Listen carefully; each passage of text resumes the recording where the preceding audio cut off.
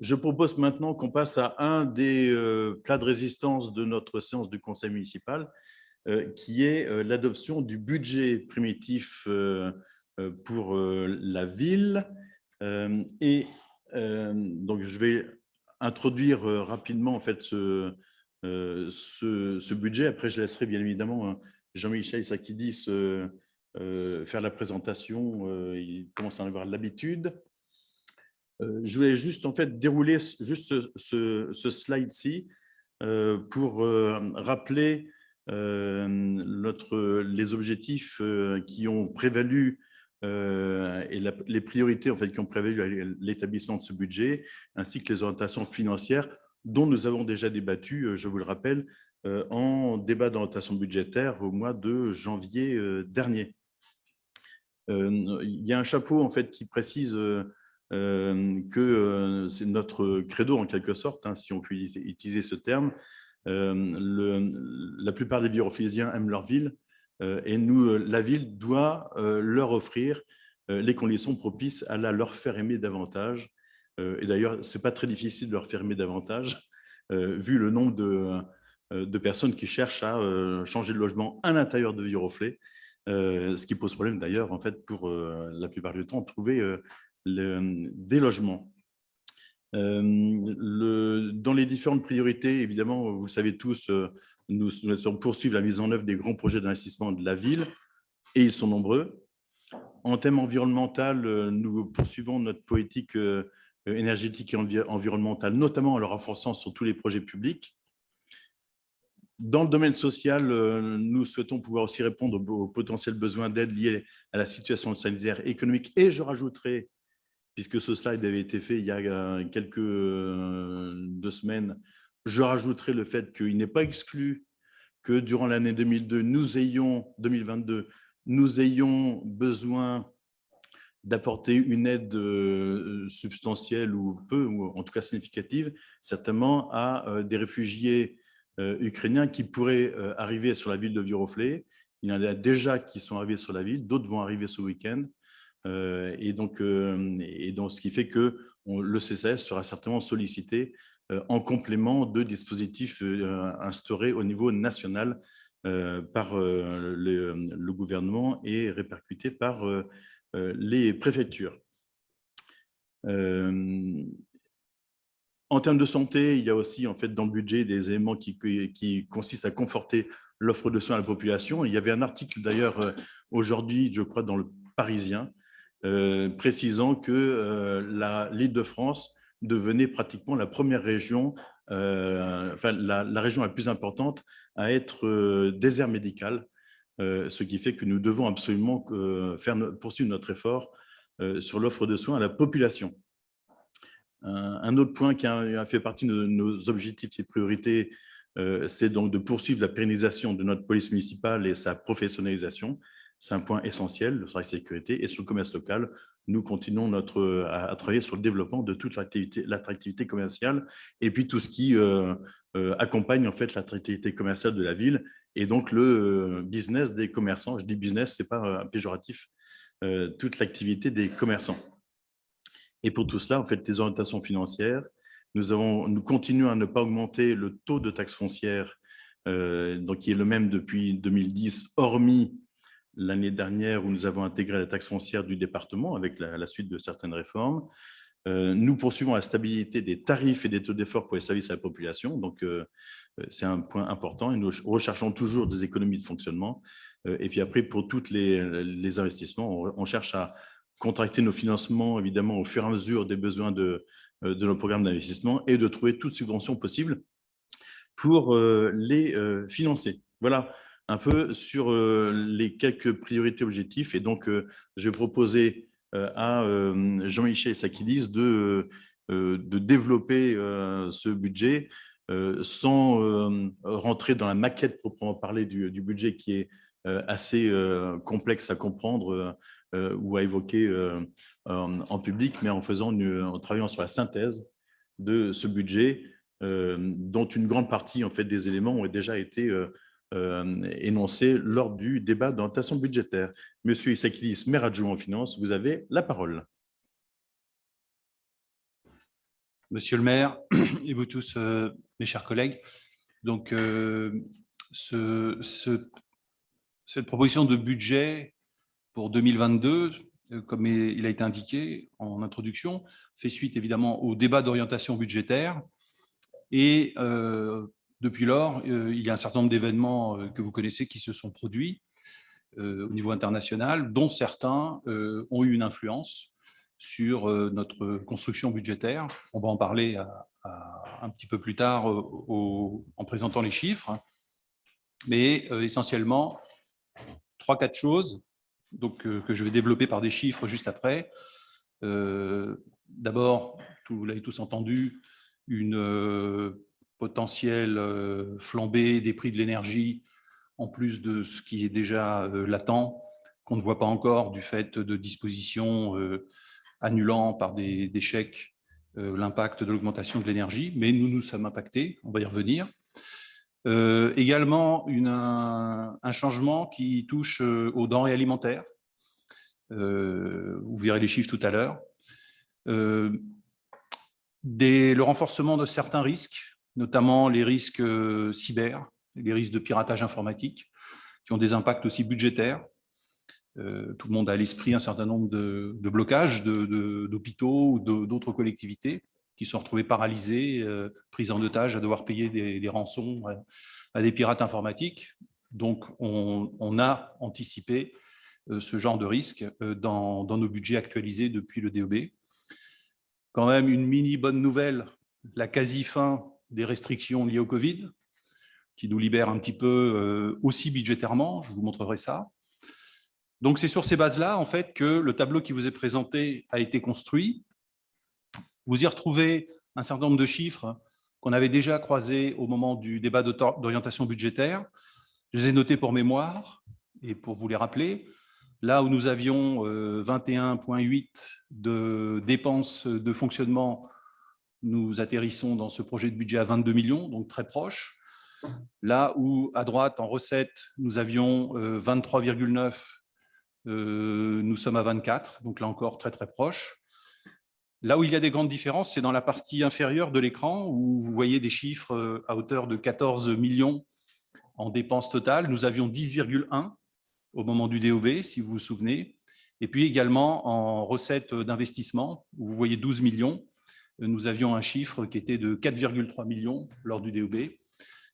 Ces différences, évidemment, on peut parfaitement les expliquer. Je vais vous en donner une explication rapide et donc pas exhaustive, mais à mon avis suffisamment détaillée pour comprendre, en commençant par le chiffre en bas à droite des 12 millions, qui en fait traduit le fait que nous, entre-temps, la ville, au travers d'une décision d'affectation, d'acquisition, une DIA, a fait l'acquisition d'un immeuble, le 17 rue Rieux-Sec, pour une somme conséquente, puisque nous parlons ici de 4,35 millions d'euros. Et donc, cet investissement, cette dépense se retrouve à la fois à gauche de l'écran pour vous, dans les 14 millions. Rappelez-vous, nous avions 10,1 le moment du DEB, mais également du côté des recettes, parce que cet équipement sera porté par l'établissement public foncier d'Île-de-France. Donc, c'est une recette d'un côté et de l'autre. Enfin, c'est une recette d'un côté et une dépense de l'autre. Et donc, les choses s'annulent. L'impact, en fait, de ces ajustements budgétaires, dont celui-ci principalement,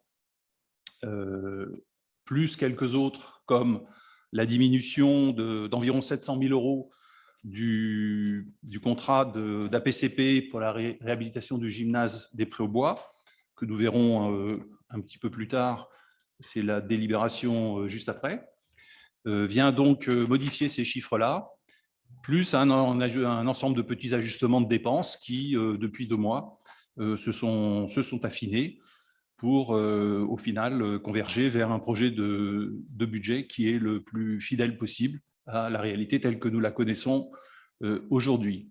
D'autres impacts ont été pris en compte, je l'évoquais en introduction, on y reviendra.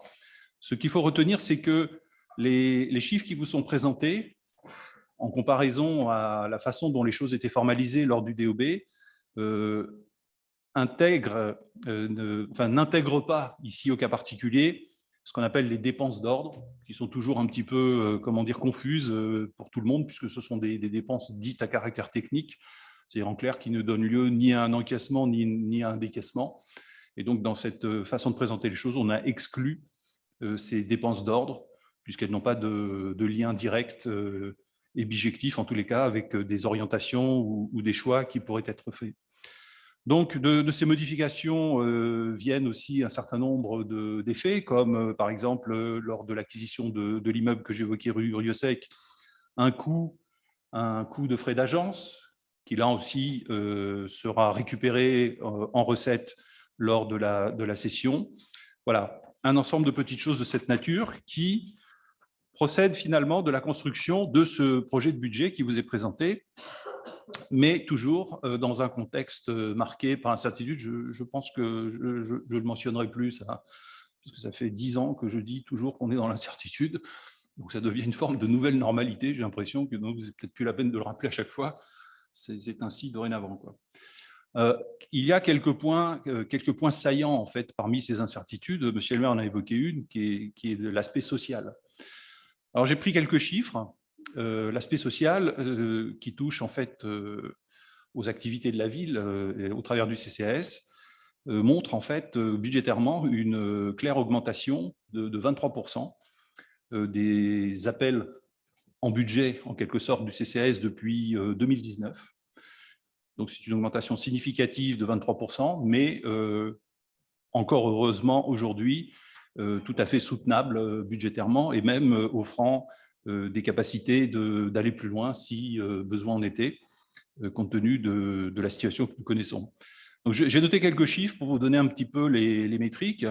D'abord, en 2021, la ville de Viroflay a autant d'habitants qu'en 1968. J'ai noté également que le taux de pauvreté dans les Yvelines est le double de celui, un petit peu moins du double que celui d'à Viroflay. Mais à Viroflay, comme partout d'ailleurs, ce taux de pauvreté est particulièrement marqué chez les locataires. Alors, tout le monde ne connaît pas par cœur la définition un peu amphigorique de l'INSEE de ce qu'est le taux de pauvreté. Mais en deux mots, c'est la proportion d'individus dont le revenu disponible est inférieur en 2020 à 1 113 €. C'est-à-dire 60% du revenu médian, en fait. Et à Viroflay, quand vous faites le calcul, ça peut concerner potentiellement 800, un peu plus de 830 personnes. Donc, ce sont des éléments que, compte tenu de l'incertitude d'un ensemble de paramètres extérieurs et des circonstances qui ont été rappelées, eh bien, nous avons quand même calculé, de telle sorte à voir si, par malheur, nous avions des appels en quantité, comment pourrions-nous y faire face. Donc, je vous rassure, on pourra y faire face, et en espérant bien entendu qu'on n'en arrive pas là, mais ça fait partie des facteurs d'incertitude. L'autre facteur d'incertitude, on va y revenir un petit peu plus loin, c'est la ligne qui indique que nous devons faire face à une augmentation des tarifs qui est tout à fait considérable, que j'ai évoqué, dont nous verrons les chiffres un peu plus loin, mais retenez simplement à ce stade que ce chiffre de plus 30% est à la fois élevé en tant que pourcentage, mais renvoie à une valeur absolue en euros tout à fait soutenable pour la ville, puisque, et c'est ce qui est dans la diapo suivante, si vous voulez bien, voilà, c'est depuis 2013 que nous avons engagé différentes politiques d'économie d'énergie, à tout point de vue, qui touchent à l'éclairage, qui touchent à la maîtrise de la consommation, qui touchent à un ensemble de choses, un ensemble de programmes, un ensemble d'investissements. On n'a pas attendu l'année dernière, depuis 2013, c'est-à-dire ça va faire 9 ans aujourd'hui, plus d'autres actions qui ont été menées en parallèle. Et donc, ce point-là est quand même important à souligner, car on voit là l'impact finalement d'une planification à moyen terme, d'initiatives, de programmes dont certains exemples vous sont donnés, à un moment même où c'était pas forcément, on n'était pas forcément au pic de la mode du moment sur ces thématiques. Et donc, c'est toujours intéressant de rappeler que la clé finalement d'un équilibre budgétaire, c'est au-delà de l'année budgétaire elle-même, c'est l'horizon dans lequel on peut inscrire les choses. On l'évoquait lors notamment du plan pluriannuel d'investissement, qui prend tout son sens. Sachez par exemple que le programme LED, dont il est question, je parlerai que de ça, hein, je ne vais pas faire l'inventaire complet des choses, sinon ça serait long et fastidieux, puis ce n'est pas l'objet. Ça a été un budget de entre 160 et 170 000 euros pendant presque 10 ans. Donc faites la multiplication. Vous voyez comment aujourd'hui, si nous devions brutalement nous lancer dans une telle initiative constatant une flambée des prix de l'énergie fossile, eh bien c'est entre 1,6 million et 1,7 million qu'il aurait probablement nous aurions dû mettre sur la table tout de suite. Nous ne les avons pas forcément, ou si nous les avions, nous les enlèverions d'autres choses. Donc voilà, je tenais quand même à souligner ce point-là. Et donc tout ça procède quand même de cet équilibre qu'on retrouve malgré ces difficultés liées à l'augmentation vertigineuse et assez spectaculaire des prix de l'énergie au travers de cet exemple.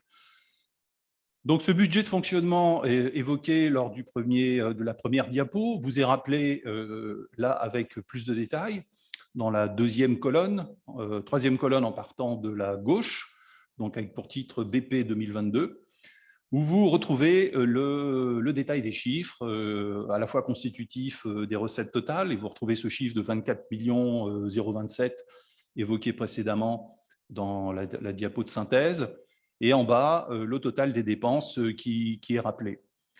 Alors, dans les diapos qui vont suivre, on va détailler un petit peu plus ces chiffres pour en voir un peu l'épaisseur et le constituant.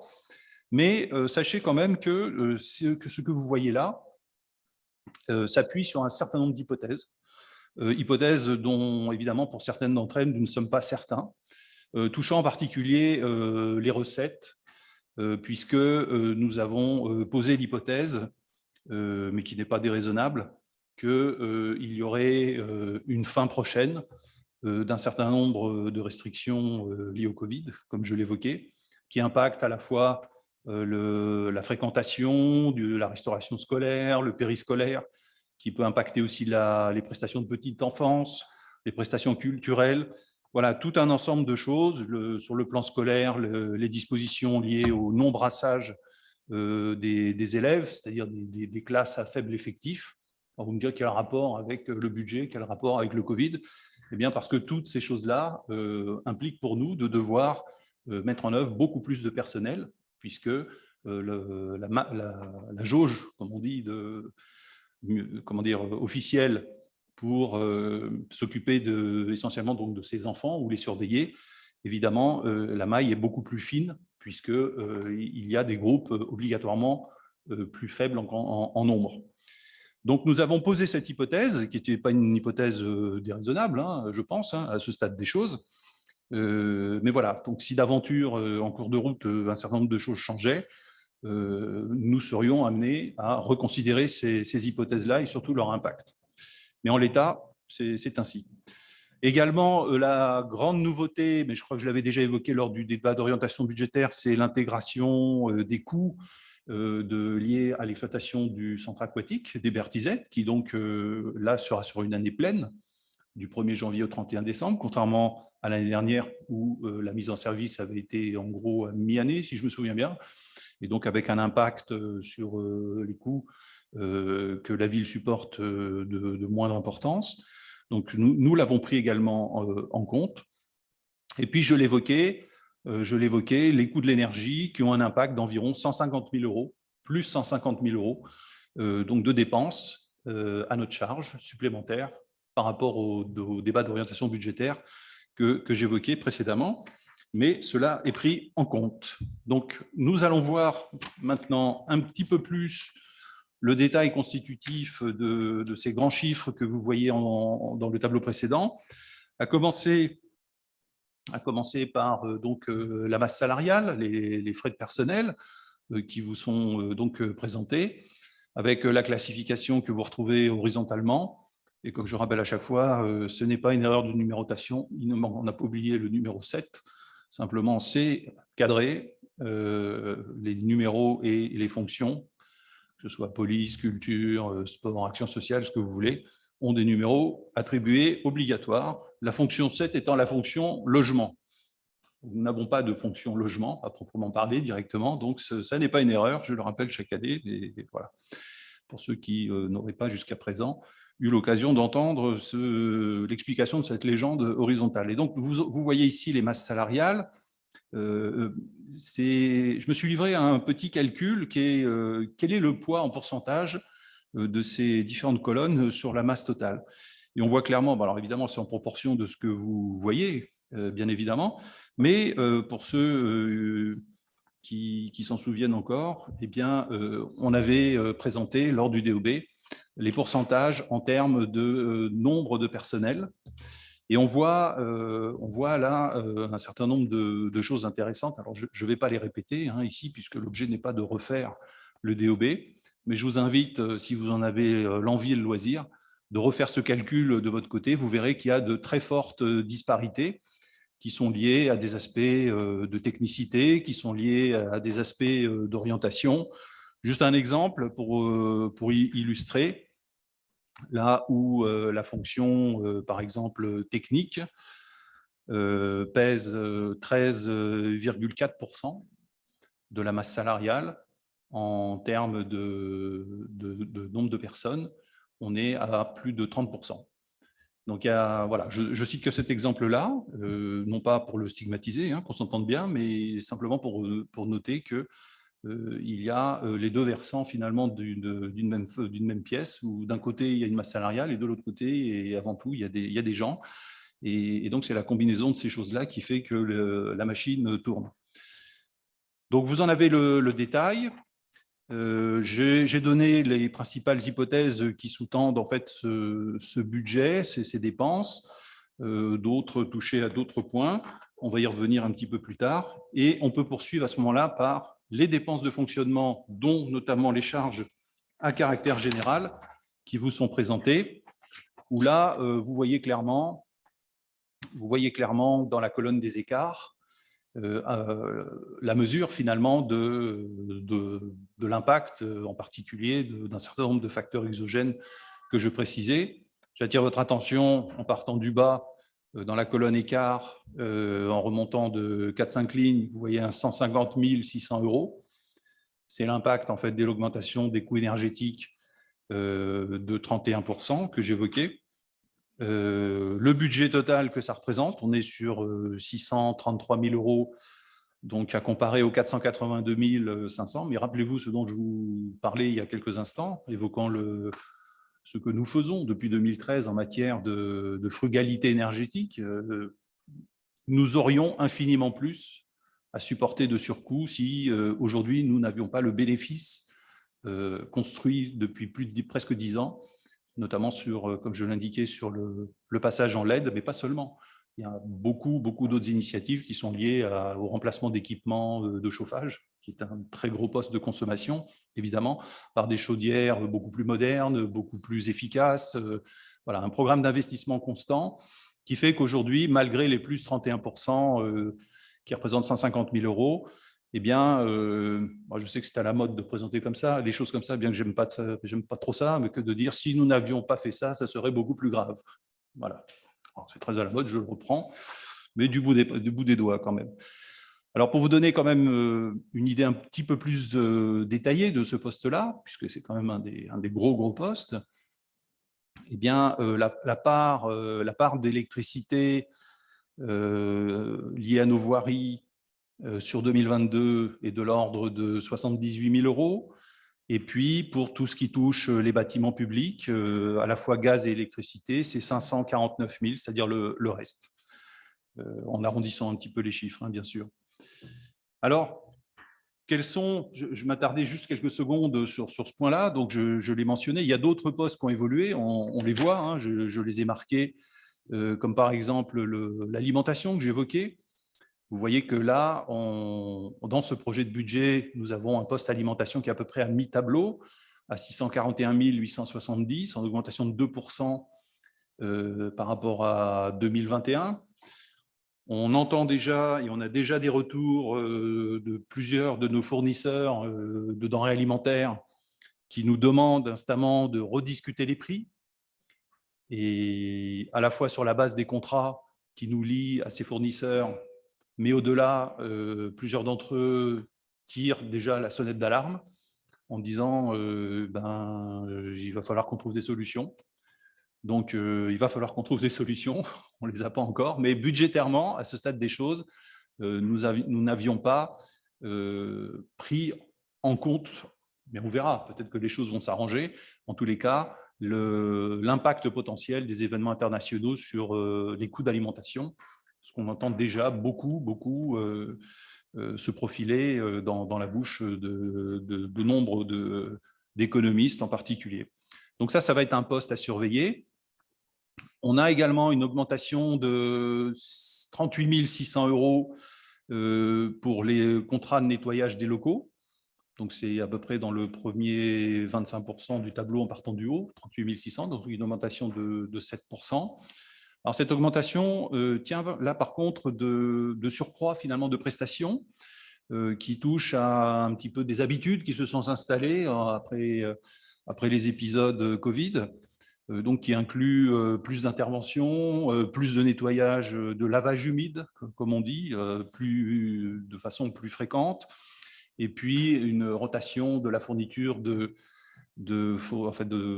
produits sanitaires beaucoup plus rapide en fait. Voilà, donc c'est un ensemble de choses comme ça qui, mises bout à bout, produisent la différence de 721 586 que vous voyez en bas de tableau, où vous constatez que entre les plus et les moins, on arrive quand même à tenir les choses dans des proportions d'augmentation qui restent, pour l'instant en tous les cas, tout à fait supportables.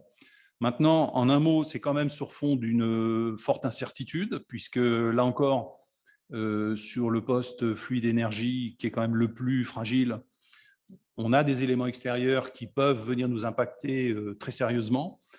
Alors, je notais dans un coin, le gaz importé de Russie en France, c'est 17% de notre consommation, mais il y a des facteurs économiques qui peuvent produire des effets tout à fait néfastes qui nous impacteraient directement, qui sont, sans rentrer dans les détails, qui sont liés à la parité euro-dollar, au fait que les hydrocarbures s'achètent en dollars, et donc l'euro a perdu de la parité depuis le DOB par rapport au dollar, ce qui fait 10% de coût direct pour nous à supporter. Vous voyez, c'est quelque chose que évidemment nous ne maîtrisons pas, mais qui s'impose à nous. Et puis, il y a des phénomènes d'anticipation de marché qui créent des flambées, parfois spéculatives. Un exemple très simple, plus personne aujourd'hui ne veut envoyer un tanker remplir en Russie, parce que tout le monde a peur de se retrouver au milieu de l'océan, impossible à vendre sa cargaison. Donc finalement, il y a une raréfaction de l'énergie avant même que les choses se déclenchent. Mais bon, voilà. Donc à surveiller, on va peut-être être amené à revenir sur ces postes-là à d'autres moments. Mais en l'état, voilà les charges à caractère général, leur augmentation et un ensemble d'explications accompagnant les principaux chiffres que vous voyez. Si je peux juste compléter une chose, c'est le fait qu'il y a un poste honoraire qui augmente de façon significative. Oui. Et en fait, en l'occurrence, notamment sur des honoraires juridiques, je vais prendre un exemple sur le fait que quand on a une annulation d'un permis de construire fait par le tribunal administratif et qu'on doit aller au Conseil d'État, ça coûte de l'argent. Et on pense pouvoir gagner le Conseil d'État sur un permis de construire sur des logements sociaux, mais ça coûte évidemment de l'argent à la collectivité. Et donc, ce qui fait qu'évidemment, notre poste honoraire va augmenter. Et je ne pense pas que les plaignants, s'ils sont déboutés, seront amenés à payer les charges que nous aurons pu supporter sur ce poste-là. Je voulais faire ce point-là aussi parce qu'on pourrait se dire, honoraires, vous pourriez baisser ces honoraires. Non, malheureusement, nous sommes obligés de suivre et de défendre ce que la ville essaye d'initier. Et l'autre point, c'est le fait qu'il existe un certain nombre d'applications ou de sites qui comparent parfois les budgets d'une ville par rapport à d'autres budgets et donnent des notes. Et souvent, en fait, ils disent « Ah, bah tiens, les dépenses de fonctionnement à caractère général augmentent à du reflet de 10%. C'est une catastrophe, la ville est mal gérée, note la plus négative. » vous remarquerez que dans les 721 000 euros, donc qui représentent les 10%, il y a quand même 521 000 euros qui sont des éléments dont une partie, en fait, c'est des dépenses en plus, mais il y a aussi des recettes en plus de l'autre côté qui sont pratiquement équilibrées. Donc, ce qui fait qu'on ne peut jamais comparer une évolution de dépenses globale. Il faut toujours analyser les dépenses avec les recettes, ce que ne font jamais les sites comme contribuables associés, ce genre de choses. Voilà. Je tenais à le dire si d'aventure, certains d'entre vous, certains bureaucraisiens étaient tentés de croire une seule seconde que les chiffres présentés par ce type de site sont tout à fait réalistes et justifiés. Excusez-moi, M. Saguilis, mais je vais faire cette petite remarque au passage. Pas de problème, vous n'avez pas à vous excuser, monsieur le maire. Oui, en fait, ces honoraires en fait, sont imputables sont portés par le service d'urbanisme, recoupant ce qui a été dit. Puisqu'on en était à détailler d'une phrase supplémentaire, je me faisais la réflexion suivante. On va peut-être devoir, dans les mois à venir, peut-être à l'automne, je ne sais pas trop, peut-être en hiver, peut-être faire face à une situation inédite. J'entends un certain nombre de chroniqueurs à la radio, sur Internet, un peu partout, dire les enjeux énergétiques au niveau européen ne sont pas les mêmes d'un pays à l'autre, vous le savez. Et certains commencent à dire mais où en est la technologie d'extraction de pétrole de schiste? Alors je me disais ça serait assez drôle que dans les mois à venir, les semestres à venir, on se retrouve à devoir faire des choix entre quelque chose qui quand même qui a fait l'épreuve d'un certain nombre de nuisances, je dirais, durables sur l'environnement, et ce ne sera pas sur fait, mais ça se retrouvera dans le litre ou le mètre cube qu'on achète. C'est peut-être ça aussi qui va se trouver. Voilà, on y reviendra. Donc, si nous poursuivons, nous arrivons à ce tableau qui vous est présenté, alors qui fait d'ailleurs un peu double emploi avec la délibération numéro 6, et comme ça vous aurez les éléments en primeur, qui vous présente à la fois les bases fiscales actualisées, c'est la ligne base fiscale estimée, la colonne, pardon, base fiscale estimée 2022. L'évolution de ces bases fiscales par rapport à 2021, c'est la colonne titrée évolution. Et je rappelle à chaque fois que ce 3,4%, en l'occurrence, d'évolution qui s'applique, n'est pas du fait des communes, mais est issu du vote de l'Assemblée nationale. C'est une disposition votée au moment de la loi de finances. Donc 3,4%, c'est ce que l'Assemblée nationale a voté au même moment qu'elle votait la loi de finances 2022 qui s'exécute aujourd'hui. Donc, sur ces bases-là qui nous sont imposées et leur évolution dont je vous ai donné la source, s'appliquent les taux 2022, et comme cela a été rappelé, ils sont inchangés depuis plus de 10 ans. Alors évidemment, ils sont moins comparables qu'ils ne le furent un certain temps d'une année à l'autre, puisque, comme cela a été dit, nous ne percevons plus de taxes d'habitation, sauf à la marge, dans des conditions très, très particulières, sur lesquelles je ne m'attarde pas, parce que ça représente des montants extrêmement faibles, mais une taxe foncière bâtie, que vous retrouvez à 31,45%, qui ne correspond pas à une explosion du taux de la taxe foncière, comme on pourrait le penser en première lecture, mais simplement à comparer à l'addition des taux qui étaient anciennement ceux de la taxe foncière quand un temps nous avions encore la liberté d'en disposer, et de la taxe d'habitation identiquement. Donc c'est à la somme de ces deux taux-là qui n'existent plus aujourd'hui en tant que tels qu'il faut comparer ce pourcentage de 31,45% qui est inchangé en fait. Et alors, la question peut apparaître également concernant le coefficient correcteur estimé à 1 657 305, que vous retrouvez dans la colonne la plus à droite, avant-dernière ligne. Il correspond en fait à l'abondement du nécessaire, du nécessaire montant qui vient compléter l'application de ces taux-là en comparaison de la recette dont nous disposions avant réforme de la taxe d'habitation. Dit autrement, la réforme de la taxe d'habitation transposant cette recette propre que nous avions sur la taxe foncière bâtie que nous rétrocède en partie le département a occasionné une perte de recettes pour un certain nombre de villes, dont nous-mêmes. Et pour l'instant, et il s'agit là encore peut-être d'un facteur d'incertitude quant à la pérennité de ce facteur, de ce coefficient, eh bien, le manque à gagner nous est compensé à hauteur du montant qui est spécifié, c'est-à-dire 1 657 000, en espérant que, évidemment, les choses perdurent en l'état. Sinon, cela signifierait que nous aurions peut-être à souffrir également d'une certaine perte de recettes venant de la non-application future de ce coefficient. En l'état, il est encore là. Pour 2022, il est encore là. Donc, nous avons bâti en fait ce projet de budget sur ces hypothèses. Si on peut poursuivre, voilà, vous avez là une planche qui vous met en regard le coût, enfin les dépenses et les recettes ventilées par fonction. Je rappelle que les fonctions, ce sont ce que l'on lit horizontalement sur le graphique. Donc les dépenses en bleu, les recettes en orange.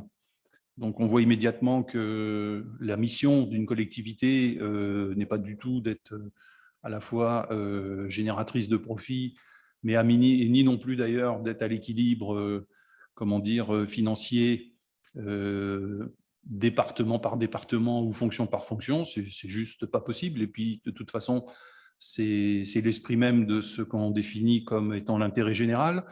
Et donc, on en voit ici les effets. Mais c'est intéressant de souligner quand même ce point parce que si vous livrez un petit exercice qui est celui, par exemple, d'additionner toutes les colonnes bleues et d'additionner toutes les colonnes oranges, vous voyez en fait qu'on a à peu près 15 400 000 euros, en arrondissant, 15 400 000 euros à trouver tous les ans pour faire tourner la machine, en quelque sorte, et donc continuer de proposer un ensemble de services à la population, les fameux services publics dont on entend souvent parler.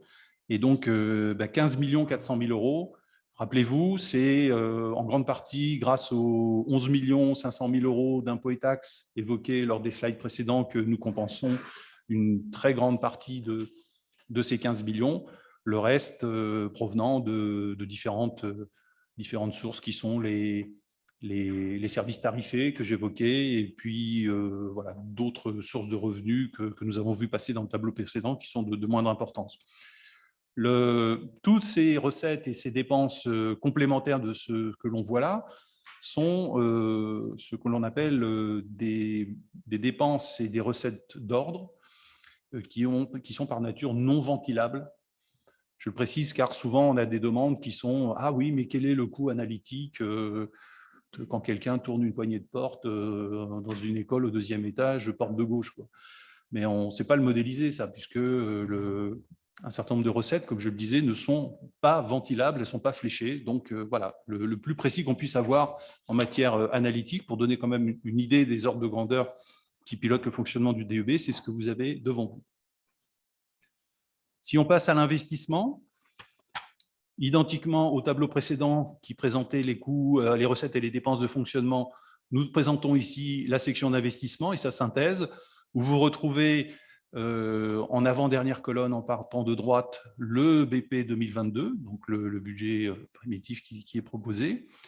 On va en regarder identiquement un peu les détails qui touchent aux lignes bâtiments et voiries, puisque ce sont les plus gros postes, à l'exception néanmoins de l'acquisition foncière que vous retrouvez dans la colonne de BP 2022, à peu près aux 3/4 vers le bas, 4 800 000, qui est l'acquisition d'un cabinet médical, plus le 17 rue Rieux-Sec qu'on évoquait précédemment.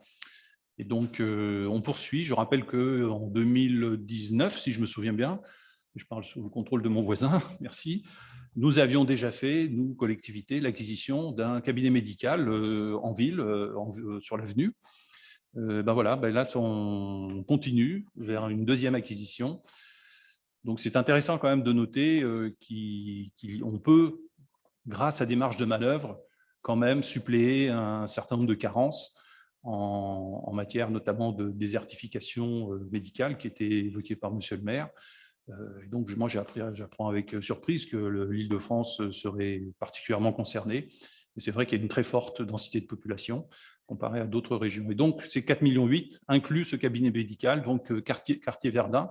Les deux autres postes principaux qui sont bâtiments, on va les voir un petit peu plus tard. Et les chiffres qui vous sont donnés dans la colonne BP 2022 recoupent exactement, si vous avez l'envie et le loisir de les rapprocher, ceux de la planche numéro 3 que nous voyons en introduction. Juste un tout petit point de détail tout en bas où il y a un besoin d'emprunt de 2 955 000. Il convient de ne pas lire le moins. C'est bien d'un besoin dont il est question, donc c'est plus 2 955 000. D'ailleurs, vous remarquerez que ce besoin de financement d'emprunt a baissé par rapport à l'épure du DOB, puisque nous étions à, je parle de mémoire, un peu plus de 5,3 millions ou 5,6 millions. Mais donc les ajustements ont pu permettre d'arriver à ce chiffre plus précis en rapport de la réalité d'exécution opérationnelle que nous pensons être celle qui va être en vigueur tout au long de l'année. Voilà, si nous poursuivons toujours en lecture un petit peu plus détaillée des recettes, vous voyez la liste des cessions. Donc, il s'agit bien de cessions foncières et des subventions. On y retrouve ce que j'ai déjà évoqué plusieurs fois, c'est-à-dire le 17 rue Rieussec. Rappelez-vous que c'est à la fois une acquisition mais aussi une vente. Donc, on le trouve bien évidemment en recettes. Et puis, un ensemble de subventions qui sont celles qui vous sont listées dans le tableau qui est présenté. Voilà, il n'y a pas grand-chose, je dirais, à ajouter à ce stade de la présentation. À noter simplement qu'on a un train de subventions en demande pour l'année qui est quand même assez ambitieux. Il est probable, il est possible que nous en ayons d'autres. Nous espérons évidemment, comme tous les ans, que nous serons entendus. Et puis d'ailleurs, un certain nombre de subventions vont être évoquées un petit peu plus en détail par les chiffres à la délibération numéro 7 qui arrive un petit peu plus tard. Je vous l'avais promis, le voilà. Le détail de la section de dépenses de bâtiments pour l'année 2022, qui donc constitue le budget de dépenses d'investissement de l'activité bâtiment. Alors, l'activité bâtiment, c'est évidemment tous les bâtiments publics. Vous avez ici le détail des enveloppes de dépenses que nous avons prévues. Alors, un certain nombre... Pardon. Donc, ça, c'est la colonne BP 2022. Vous avez juste à côté les reports de l'année 2021. Et donc, je précise, comme à chaque fois, comme chaque année, que report ne veut pas dire annulation, réinscription, comme on peut le penser ou le laisser entendre, mais correspondent en fait à des effets de budget, puisque, je le rappelle, cela peut correspondre à des projets qui sont parfaitement achevés, mais à la charnière entre 2 années civiles. Et donc, nous ne recevrons pas toujours toutes les factures au 31/12 de l'année courante, mais parfois au 5, 10, 15 janvier de l'année suivante. Et donc, comptablement parlant, financièrement parlant, cela constitue un report. Donc, nous l'indiquons à titre d'information, puis pour assurer une certaine constance, je dirais, de présentation d'une année à l'autre, mais retenez tout de même que ça n'est pas ce que l'on peut penser a priori, puisque le mot report est un peu trompeur. Parmi les projets d'investissement qui sont listés pour 2022, il y en a qui sont bien avancés en termes de définition et de contenu, c'est-à-dire que les montants qui sont présentés correspondent à un certain degré d'avancement des projets. D'autres, par contre, sont moins avancés, puisque à un stade de définition ou à un stade de dimensionnement. Donc, il y a toute une variété finalement d'espèces, en quelque sorte, attachées aux différents projets en dépenses qui sont présentés. D'autres, enfin, sont des enveloppes budgétaires qui sont réservées sur la base de modèles qui sont, par exemple, des coûts par mètre carré ou ce genre de choses. Voyez, donc il y a vraiment un panier tout à fait hybride en fait de projets qui constituent ces budgets qui vous sont présentés. Tous correspondent à des réalités, hein, je vous rassure.